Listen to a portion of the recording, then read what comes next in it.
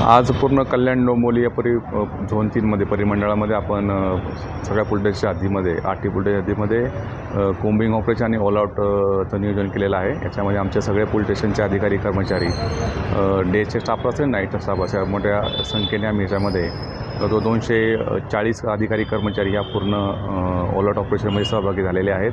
आणि त्यामध्ये जो स्टेशन परिसर असेल की किंवा गर्दी ठिकाण आहे ज्या ठिकाणी असे काही शरीरविरुद्ध गुन्हे किंवा रोडवरती काही प्रकार गुन्ह्याचे घडतात अशा ठिकाणचे गुन्हेगार असतील। त्याचप्रमाणे काही ठिकाणी दारूचं सेवन केलं जात असतं किंवा मोकळी मैदानं असतील त्या ठिकाणी काही लोक बसून त्या ठिकाणी काही वेगळ्या प्रकारची नशा करत असतील अशा ठिकाणच्यावरती टार्गेट करण्याकरता हे कोम्बिंग ऑपरेशन सुरू आहे।